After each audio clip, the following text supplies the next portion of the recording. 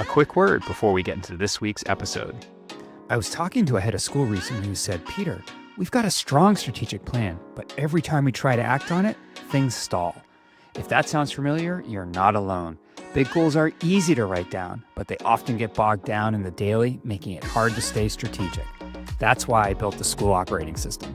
It's a framework that helps you align your team and focus your priorities so you can actually execute the plan. We work alongside you to extrapolate a one-year plan from your existing strategic plan, break it into 90-day sprints, and design a much more effective meeting rhythm that moves your team closer to your strategic vision every single day. And that's just the start. We support much more to help you build the operational infrastructure your plan needs to succeed. If you're serious about making traction this year, let's talk. Visit moonshotos.com/SOS. That's MOONSHOTOS.com/SOS to learn more and set up a time to chat about the school operating system. Hi there, my friend. I'm Peter Barron. Welcome to today's episode of the Independent School Moonshot podcast. I'm thrilled to welcome Bill Preble. He's a professor of education at New England College, not far from where I grew up in Concord, New Hampshire, which is kind of cool. And he's the founder and executive director of School Climate and Learning. And they're doing really interesting work helping schools understand the overall climate in their student body. In my mind, there's such, direct lines to the work that I do in terms of helping schools figure out their business model, right? Like that's just such an important component of it. So I'm excited to have Bill here. He's a published author. He's done all sorts of things, and we're going to dig into school climate today. So Bill Preble, welcome to the podcast. Thanks so much, Peter, for having me. Yeah, so I did a little bit of an intro. I'm sure you could do a far better job than I just did. So can you start by introducing yourself and CSCL? Yeah, so Bill Preble, in my heart of hearts, I'm always a 7th grade social studies teacher. That's what I did for many years. And moving into higher education and being a school principal, it seems like everything kind of comes down to social interactions between different groups of people. So my social studies background gets used every day, I'd say. Been a professor of education. I work in the doctoral program at New England College now. So that's just a kind of privilege to work with these real motivated folks who want to become the next generation of educational leaders. A lot of them are interested in issues related to school climate and culture because they're so kind of universal in what they have to deal with as future leaders. I have been doing consulting, and we turned just sort of independent consulting into the Center for School Climate and Learning about 20 years ago, actually now. Worked in schools around the country who were initially concerned about school violence prevention, kind of after Columbine. That was kind of a big deal. We did a lot of root cause analysis of kids' perceptions of school safety, isolation of certain kind of marginalized groups in schools, and really started to kind of fall into this holistic view of schools, looking at it through the climate of the school in the eyes of the kids. And when we started talking to adults, we realized how different the perceptions of adults were and students were about issues of school climate. Our little theory of change is that adults set the tone, the culture of the school, the adult culture, the leaders and how they interact with the teachers and the staff. They set the tone in terms of the culture they develop. And that results in the climate. So culture kind of creates climate. And then kids live and die in that culture every day, in that climate every day. They sort of steep in it. And all of that has a real direct effect on student learning. So we've really been investigating that kind of connection between culture, climate, and learning for about 20 years.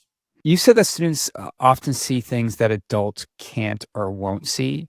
So what are some common blind spots that leaders may have? And for independent schools, how can you surface those in a way that I guess strengthens trust and overall performance? Yeah, I think the idea that students are viewed by adults in very, very different ways in schools. In some schools, students are seen as, the problem. They're seen as the thing that we have to wrestle to the ground and squeeze out some positive results from. In other schools, adults really recognize that kids see things every single day that they don't see, that as soon as the adults show up on the scene, things change. And so how adults really approach kids, we use the term of student experts on school climate. As opposed to really thinking about student leaders, because that's one of the biggest challenges we face in the school when we go in there to try to work on these issues. If we just say select a group of students to work with us, they'll select students from a certain group. They'll select the most successful academically or socially or athletically or, engaged kids or whatever. But what we know is that those kids see certain things in the school themselves. They have blind spots about things that they see and believe about the school. And they have certain relationships that they experience with adults that other kids may or may not. So I think it's revealing how we approach this idea of blind spots and trying to get a valid picture of the climate of the school. We actually work with a team of adults, and we have them go in and we say, go into your cafeteria or wherever the kids gather normally, and they sit where they want to sit. And really look at those little micro cultures that are in that room and choose one kid from each of those tables that's willing to talk with you honestly about what they experience every day. And all of a sudden you have a team of kids that are like a team of school climate experts. And that the team athletes tables see things that the arts table does not see. The kids of color see things that the white kids do not see. The girls see things that the boys do not see. So when we really have that diverse team of experts and we're willing to listen to them, that is automatically a shift in culture for many schools. A lot of teachers look at that team and they go, that's the student leadership team. They're not leaders. It's like, well, there you go. There's some assumptions you're making about a group of kids, and your expectations of them may not be the same as you have for other kids. So that starts to give you insights into the culture.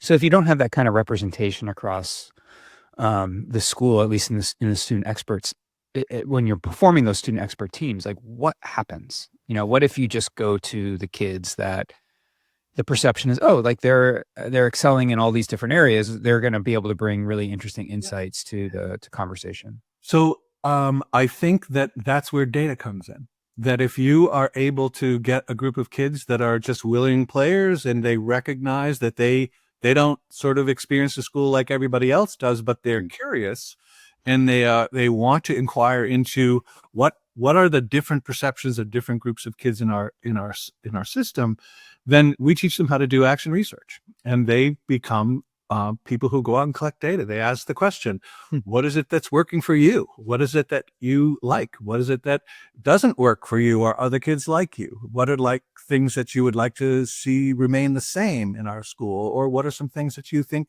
we really need to look at changing to make the school work better? So if they aren't, representative in their identities of those different groups, they can then just be good social science researchers and go out there and gather the perspectives of all those folks. And then, one of the things they would do in that process is disaggregate the data.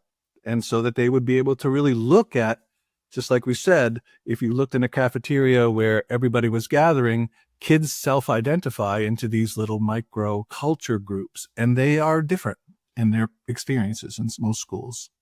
So I want to make sure I hear it right. So you're actually empowering the students who are part of this group to go out and do the research.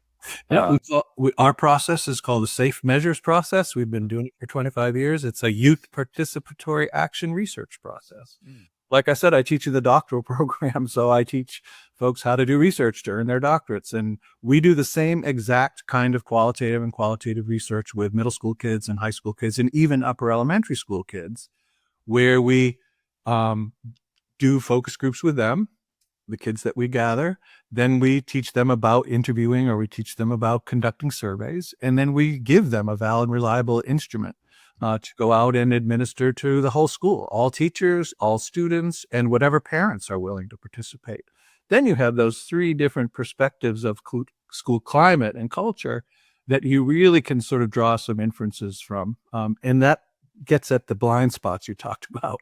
Yeah. What we see is that when people look at that data, they often are shocked when they look at the adults say this and the kids say this, and there's a 40-50% gap difference in their positive perceptions about certain things. That gets people's attention. When you have, male and female responses to questions, we look at 10 percentage points of we measure positive responses. And if the boys are 60% positive and the girls are 45% positive about safety, that gives us something to really talk about. Wow, we didn't see that. We didn't know that. So the blind spots come up out of the data, and it challenges people's perceptions. And that's where it starts to get a little tense. And that's why things like action research matter, because if the adults are living in a culture where they don't see students as kind of experts, they see students as the problem. Many of them say, oh, the kids didn't understand the questions. That's why the adults and the kids are so different. They're just kids. As opposed to saying these kids are living a experience in the culture of the school. Their experiences with school climate are very different than the adults believe they would be. So the process then is you do this research, you obviously analyze and assess the research, you then hand over the research to the school. And I see this, I talk to school heads and, a lot about strategic plans. And one of the challenges that they face is that there's just so many things in a strategic plan that have to happen. They're not entirely sure, like, how do they prioritize? How do they start to execute against that plan? So I'm wondering, like, are you seeing the same thing with your climate research? Because I imagine, like, you're surfacing some really big, challenging things that schools have to wrestle with. So, like, I guess it comes down to, like, how do schools approach execution around this sort of stuff? Yeah. And that's why the action research model is really good. So if it's get a representative student group to train as the researchers, they have a group of adults that care about this work and are willing to listen to them, to support them. They collect the data as comprehensive of a study of their school as possible. And that's where a lot of schools do that much, but that's where they stop. So it's how do we make this data make sense to us? How do we make commitment to action based on the data, knowing it's going to take some time and some energy to actually make change? So we use this process of data analysis and goal setting next, where we give the students a data summary. It's color coded, it's simple. Green is good, red is bad, yellow is in the middle. And we have them review at a glance. They can see this really complex set of data in a very, very stark way. And they then choose 3 things, and this is critical. The kids choose 3 goals that they want to work on. They can't set goals for the administration. They can't set goals for the board. They choose things that they, as a group, are willing to commit to working on. And we do a 2-year process. And now, that seems to be what it takes to really get a foothold on some of these challenging pieces. But then the last thing I'll tell you is they want the adults to see the data too. So the head of school would see the data first, then we bring it to the kids, and they set their leadership goals. But then they say, we want to share the data with the teachers. So we'll do the same process that we just used with our teachers. Give them the data summary. They say they have to jigsaw because it's a lot. So they get each 1/5 of the data. And they say, pick 3 things from here that you would like to work on as a teacher. And the teachers all do this dot voting. And it's really cool because the kids go, want to see the 3 things we picked? Because we picked first. And they often pick exactly the same goals because they're looking at the same data. So that's the beginning of having that youth adult dialogue, is just by analyzing the data and setting those goals. And now a word from our sponsor. Leading a school today can mean juggling a dozen different systems across offices, finance, fundraising, marketing, enrollment, and academics, all pulling your attention in different directions. At Blackbaud, we believe it shouldn't be that way. That's why we built Blackbaud's Total School Solution. It's a fully connected solution designed for private and independent school leaders who want a clear view of their entire operation. From tuition to transcript to donation, you get one ecosystem, one login, and one source of truth. This isn't about more software. It's about smarter strategy. When your systems work together, you spend less time chasing down data and more time leading. Want to see what Blackbaud's Total School Solution could do for your school? Visit blackbaud.com. That's BLACKBAUD.com to learn more. So do the students hold the teachers accountable and the teachers hold the students accountable? Like, where's the accountability come into play? Well, this gets into power dynamics, right? Which is really critical. And so, kids don't have the power to hold adults accountable. Right. But kids have the ability to inspire adults by seeking their help. So when kids I'll give an example. You talked about what are the blind spots. a really big blind spot that we run into a lot is the effectiveness of the discipline systems in schools. That adults have these systems. They're systems that have been in place for a long time. They're very detailed. They're in the student manual, whatever, in policy. But when you talk to kids, they say, yeah, but those same kids come back and do the exact same things. They're just better at it, more sneaky at it or whatever. And so your adults' perceptions about the effectiveness of the discipline system are really, they're not exactly right. So how do kids change discipline systems? Like, they don't have the power to do that. But what they can do is they can say to teachers, we would like your help in working on this. And so they invite teachers and administrators to join their team to start with a conversation. What is it that we think is inappropriate or ineffective? And just by that act of listening to the students' perspectives on the discipline system, being invited in, that's a change in culture, because that doesn't usually happen. If we think about culture as kind of how the adults manage the systems and the interactions between the adults and how the adults interact with the kids, that creates the climate. The action is how you begin to shift that adult culture, by getting adults to come to the table with kids. I loved Clemson's study of our model. Their big finding was that when kids are involved in this process and at the table, as researchers, as experts, as problem solvers with adults, their finding was it brings out the best in the grown-ups. Isn't that interesting? Yeah, it's like if we're asking kids to change grown-up behavior or grown-up policies and practices, they don't have the power to do that. But I'll tell you, these kids are so brilliant and so honest with the things that they know that many of the teachers go, God, why didn't I know that? And it moves them toward the students in a more honest and kind of, I would say, kind of authentic way to have these conversations about real things. Yeah, I imagine that data. I mean, when you turn the data over and it gets shared throughout the community, there must be just multiple moments of self-reflection across the board. That's it, and that's all we can do. If you have students as really the leaders of the process with adult partners, all they can do is inspire and inform and hold up a mirror in a way that's motivational to the adults to say, wow, I just didn't know. And I now that I know, I'll try things a little bit differently. Here's one of the best ways that kids will work with the adults. They'll look at their 3 goals. The school we're doing post, so we do 2 years. We do the pre, we do all process, and we do post 2 years later. Talk about accountability. You got pre-post data. Did we do it? Is anything there? Right. So the school that we're collecting data from, actually today, 2 of them, high school and middle school, they had a real problem with racism in their school. The adults, and this is especially at the middle school, unbelievable. The stories that kids would come forward with is how kids were really harassing and attacking kids of color in the hallways, in the bathrooms, just personally, on buses, on teams. Yeah. There was just unbelievable marginalization because they're predominantly white community. And so these kids of color, about maybe 8% of the kids in the school. And they did some of the most amazing work over the last 2 years that they've completely shifted the adults' awareness of the issue. The adults were in denial at first. They said, we don't have these issues. We're a happy, healthy school. But when the students took the data and showed the gaps between white kids and non-white kids, when the students took the qualitative data and showed the quotes that kids had written, at the end of the survey, we say, are there 1 or 2 things that work? What are 1 or 2 things that work well for you and that you would like to see continue? And what are 1 or 2 things you think need to improve? Well, kids will write books on those open-ended questions when they've been treated in a way, or they see things that seem unjust or that seem troubling to them. And so you have those really powerful stories and quotes that the kids would bring those stories. They brought them to the principal.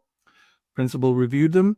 Principal added all these stories that he had seen evolve over the last 2 years around race that he hadn't shared with anybody. He kind of dealt with them one at a time and kept confidential these things. When the teachers saw it, they were just blown away, and they committed to doing a lot of work on this racial issue in a little New Hampshire town that never really thought about it very much. So, see what I mean? It's just inspiring. It's doing the right thing. And here's the last point I'll say. I love this strategy. It's called the bright spot strategy. So we ask the kids, are there teachers who do this well? Like, are there teachers who deal with these issues in a really smart way in their classrooms? And kids will identify 3 or 4 or 5 teachers right off the bat who've got it nailed. And they then put together balloons and a candygram and all these really cool quotes from other kids in the school about that teacher and what they do. And they show up with a fistful of balloons and they break into the class and interrupt, and they say, you are a bright spot. They put a big certificate on the door. I'm a bright spot. And they're celebrating what that teacher does. And they give them then the Bright Spots Challenge. And the Bright Spots Challenge is, have you ever shared this practice with any of your colleagues? And we say, will you make a commitment to share this with 2 of your colleagues? What you do, will you just sit down with them, say, the kids told me they really like this and they would like other teachers to try this. So I picked you guys because you're my friends and you won't yell at me when I ask you. And that starts to disseminate these strategies just in a collegial, celebratory way. Yeah. So if the work is not joyful, they're not doing it right. So when you talked about accountability, that feels a little less than joyful. That feels like, oh, you got to do it. It's more stuff. Everybody's so busy. Everybody needs a little more joy, a little more positive reinforcement. And when it comes from kids, it means a whole lot. Yeah, I love that. And, as you were talking, and you mentioned the bright spot, it also made me wonder, when you're reviewing the data, I imagine, obviously you're identifying challenges and gaps, right? But you may also be identifying real strengths in the community too. Right. Like how does that get surfaced, and what do you do with that?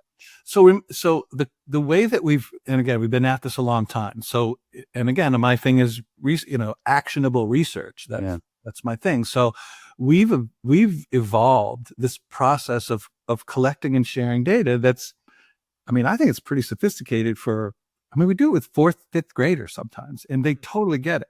So things like color coding complicated social science data is a no-brainer. Green is good. You show them the numbers they can understand. Yep. We use % positive. I feel safe in this school. What's the right number? 100. That's what you want. You want 100% of kids to say, I feel safe in this school, right? Yeah. Okay, we look 47%. It's red. So we just put a 47. Big numbers are good, small numbers are bad. And then we code them red, yellow, green. So you can literally look at all the teaching and learning data, all the safety data, there's 6 domains. We just give 1 domain to each group of kids, and they just look at, you got to celebrate the green. What are you going to thank your teachers for? What are you going to thank your administrators for? Oh, we got these green things. We're doing 80, 90% positive. Let people know. And then say, what's really fun there is the yellow because they're almost to green. So they'll go, this is low-hanging fruit. This is not like taking on red problems, right? And so they choose problems that they can in 2 years show up. We move to the green zone, and they like that. So it builds muscle memory too, I imagine, right? Like you start to gain more strength when it comes to positive change. That is right. So we really try to have communication of the data kind of be the first year. The kids make videos. They make such great TikTok videos and stuff. They're just funny or inspiring or cool. And it's all about just let people know what's going on. Yeah. We heard you when we asked you to do this survey and fill out these open-ended questions. Here's what you all said. Because that was kids' number one thing. They said, yeah, we do surveys all the time, but we never see the results. And we never see anybody do anything with what we said. So if the first year is really just saying, there's a group of kids that look like you, they're not just all the A students or something. They're a diverse group of kids. They're committed to working on these 3 things. They're going to be asking for your help, teachers and students. It just creates a community of kind of positive motion, positive movement. And what I love is that when teachers get involved, they say, Bill, this is the reason I got into this teaching gig to begin with. This work feels like why I became a teacher to start with. Or this was those kinds of problems and issues I wanted to work on in the way I wanted to work on them as administrator. Try to solve problems with kids and with teachers instead of accountability and enforcement and paperwork and, all the other. I was a principal. I know what most of my time got spent doing things that wasn't like this. Hey, so, one of the things that I talk about a lot in our space and with the independent school community is, schools are, are dealing with very varying like degrees of enrollment challenges, retention challenges. Lots of schools are thinking about long-term sustainability. And like, I think this question is kind of a layup for you because obviously, as we've been laying this out, a healthy school climate solves a lot of problems, but I just love for you to like dig into that. How could, this healthy school climate contribute to solving some of these longer term issues? Well, Jeff Oyang.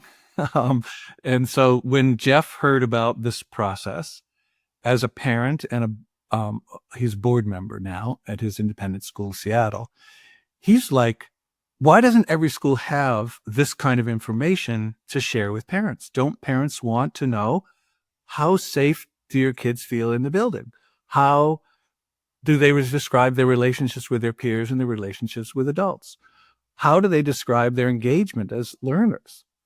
How do they describe the extent to which they feel they have a voice in the happenings in their school? He said, when I saw this as a parent, I wanted to go right to my head of school and say, do we have this kind of information, and how do we engage kids in making adults more effective? And so I think this notion of retention, if people feel a sense of agency in a place, they want to come back because they feel like they're contributing. And that's when we do research on this, what we know the number one thing is kids who get involved develop a sense of agency and efficacy as leaders. They really believe that the things that they do make a difference. Yeah. And so I think retention, recruitment, and enrollment. If you can say we are a culture that sees your child as an expert on their own experiences within our school, and we are going to tap into that knowledge that your kids will bring to us every time we can to continue to grow and improve our organization. If I'm a parent, I'm going, that's the kind of school I want to send my kids to.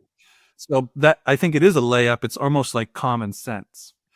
And we didn't really define school climate, but I love Jerome Freiberg's definition of school climate. He says, school climate is kind of like the air we breathe. We never think about it until it becomes toxic. No. And that's, to me, why school climate's a little hard, because it's around us all the time. And unless we sort of feel a negative impact of it, we just ignore it. But when some of the kids are suffocating and some of the kids are not on that air, and we as adults don't feel it, that's that blind spot you talked about. And that's why data and engagement in the evaluation of it, I would say assessment of it, and using that data kind of, developmentally, or using that data formatively, not in a punitive way, but in a formative way to move ourselves forward, is the way you create that culture that's willing to tackle some of these challenging issues. So if a head of school were to call you and say, Bill, you're making a lot of sense. I just want to think about it clearly. What would the first thing that you would what's the first recommendation you would give that person? Yeah. Number one is that student voice is something that's relatively rare, I think, in many organizations in terms of getting at the organizational change level. We have student voice about the dance or about the menu of the lunch sometimes, but this notion of getting at issues that really drive the culture and the climate of the school, those are some serious issues that will come up quickly. I think the trick is to ease into it with kids and with teachers, and to ask something like, I think I'm going to tell the student body and the faculty at the same time that we're really interested in voice this year. We're really interested in tapping into what people know. And we've got some questions we're going to ask you to answer. They're going to be anonymous, huge, and it's optional. It's not mandatory. We really want to hear from people who want to talk with us. And I would ask them, what are one or two things that work well for you at this school that you'd like to see continue, or work well for other kids like you or other teachers like you? And what are one or two things that you would say need to change? They are not working as well as they should for you or for other students like you or other teachers like you. And just collect up that information, look at it, And then I would bring in that diverse group of kids and say, hey, we collected a bunch of data. Remember those questions? You're going to be the first group of kids and the first group of teachers to see the results. We're bringing it back to you. I know that never happens, but we're going to do that. And I want you, kids love this, teachers too. The job is called crap detection. I want you to look at this information and tell me which of the ideas or thoughts here are really on target and which of these are a bunch of baloney. And when you have the kids critique or the teachers critique the data, and then you do the last step, if I as a leader was going to work on any of these things, because I'm busy, I don't have room for a million things, what one or two things what priorities would you give me to work on? And the last thing I'd say is I would need some help. Are you willing to help me do this work? Right. And all of a sudden you've got a collaborative head of school that's working in partnership with his teachers and his students just by doing that little qualitative inquiry piece. What we've learned from high schools and middle schools especially, and independent schools around the country, is that everybody collects the data and almost nobody really uses it to take effective action as much as they feel they should or they would like to. So that commitment to action is the key. And as soon as that happens, the climate starts to change because it's like, wow, somebody asked me, somebody listened to me, and somebody's acting on a thing I say. Wow, I guess I'm not nobody. Yep. I love it. Bill Preble, professor of education at New England College and founder and executive director of School Climate and Learning. If somebody wants to get a hold of you, what's the best way for them to do that? You can go to our website is www.thecscl.com. Great. Awesome. Well, Bill, thanks again for doing this. I appreciate it. And this is a fantastic conversation. Peter, I appreciate you doing this too. Thanks, sir. Nice to see you.